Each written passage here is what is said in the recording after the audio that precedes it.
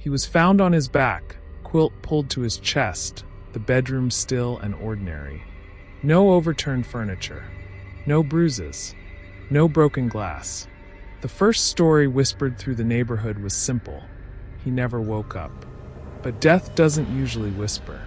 It leaves fingerprints on the air, in the routines it disrupts, in the way a voice on the other end of the phone hesitates before the word sorry.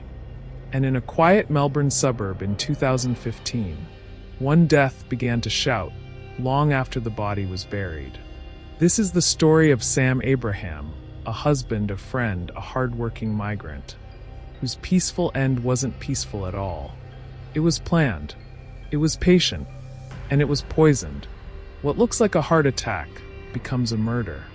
What looks like grief becomes a performance. What looks like love becomes a weapon. Welcome to Crime Logic, where every mystery has a method and every story hides a truth.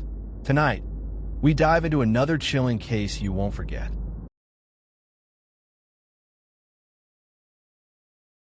To understand the noise this case would make, you have to hear the quiet first. Epping, north of Melbourne's centre, is the sort of suburb where lawns are measured, driveways spotless, and Saturdays sound like distant mowers and children negotiating over a football. Sam Abraham, in his early 30s, had carved out something precious there: stability. He was originally from Kerala, one of thousands who carried big hopes across oceans, trading familiar streets for second shifts, learning the grammar of a new life: bank forms, rental inspections, weekend groceries on sale. Friends describe Sam as steady, dependable, the kind who double-checks doors, remembers birthdays, helps you move house, and refuses petrol money afterward. He worked, paid bills, called home, and, in the way immigrants become family to other immigrants, built a small community around him. Laughter in kitchens, shared cricket streams, advice about taxes, visas, and the price of mangoes. From the outside, Sam had what most people want: a home, a marriage, routines you could rest inside. But some lives look smooth from the curb and splinter near the hinges. The house itself wasn't remarkable. A modest rental with echoing hallways, scuffed skirting boards, and a fridge door collage of supermarket magnets and courier slips. A place still collecting stories. A place you pass on a morning walk and forget by lunchtime. But rooms remember things. The pantry knows who cooks and who pretends to. The laundry basket knows whose shirts come home late. And the bedroom, where promises should be safest, remembers breaths, silences, and secrets. Neighbors recall the couple as polite. Not loud, not the type to wake the street. That kind of normality becomes a cloak. You never expect thunder under a blue sky. On a night in October 2015, Melbourne wind worried the fences. The day's shopping list was still on the kitchen counter: sugar, milk, onions. Items ordinary enough to erase themselves. Sam went to bed. Morning would turn ordinary into impossible. He was found unresponsive, still, composed, as if life had simply stepped out of him and gone for a walk. No panic. No mess. The first assumption, the first comfort people reach for: a natural death. Hearts fail. Bodies fail. People die in their sleep. The tragedies we can accept are always the ones without villains. But somewhere between the bedroom and the autopsy table, questions began to bloom. The kind of questions that aren't soothed by polite answers. Official processes move like trains. Steady, scheduled, and if you're on the platform long enough, you start to notice what doesn't line up. Investigators listened, took notes, and quietly noticed a problem. Grief is messy. It rambles. It contradicts itself. Performed grief, though, is careful. It follows the beats of what grief should sound like. Detectives have an ear for that music. Friends were gently interviewed. Timelines traced. Who was where and when and doing what. Phone records begin as numbers, then they become maps. Text messages begin as sentences, then they become motives.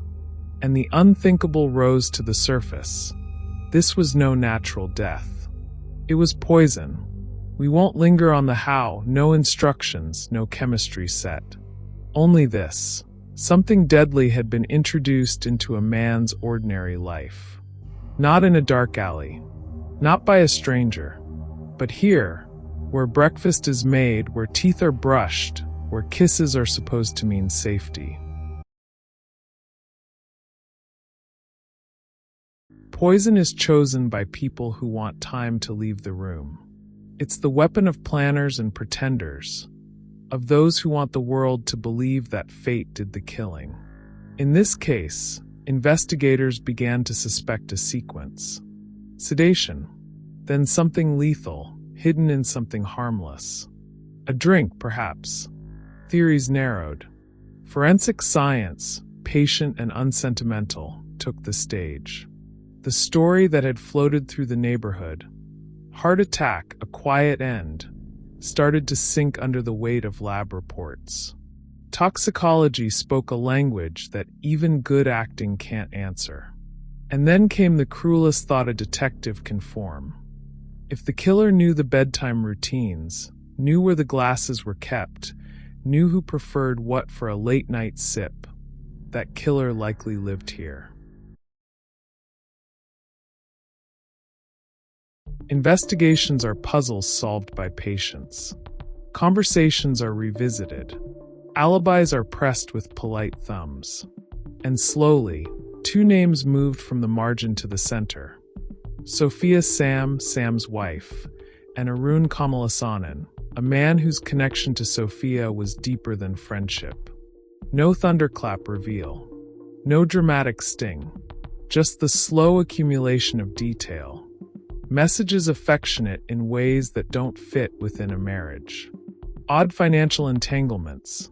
Choices that made more sense if loyalty had quietly changed its address.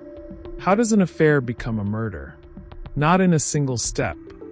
First you tell yourself a story, that you deserve happiness, that this is secret, that nobody gets hurt. Then reality intrudes. Secrets eat space. Money gets tight. Future plans need room.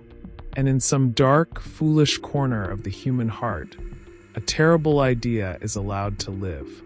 Detectives, by now, had a new lens. They returned to statements. They re-examined tiny things. A casual comment about sleep patterns, a curious errand, a drink prepared at an odd time.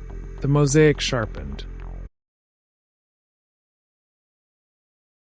In the weeks after Sam's death, there were prayers, condolences, the ritual mechanics of loss. People brought food. People said the right words. But performance wears you out. Authenticity renews you. Investigators watched who seemed exhausted by grief, and who seemed exhausted by pretending. It wasn't just behavior. Digital fingerprints told their own story. Who messaged whom and when, what was deleted and then recovered, what money moved where, and how it connected lives that weren't supposed to be connected. And those quiet details, the kind you think no one notices, began to feel loud. A shared account here, a sentimental note there, individual pieces that meant nothing until placed side by side.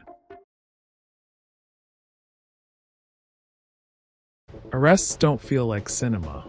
They feel like cold mornings and paperwork. But emotionally, they crack the world open. Someone is being told that their version of events is over now. When the two were taken into custody, the streets didn't erupt. Neighbors didn't scream.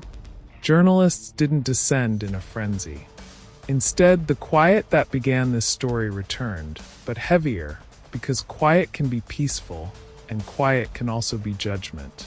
Charges were laid. The case took on the bones of a courtroom drama. What had begun in a bedroom would now be argued under lights, before a judge. with words weighed like evidence. Trials are about truth, but truth in court is constrained by what can be proven.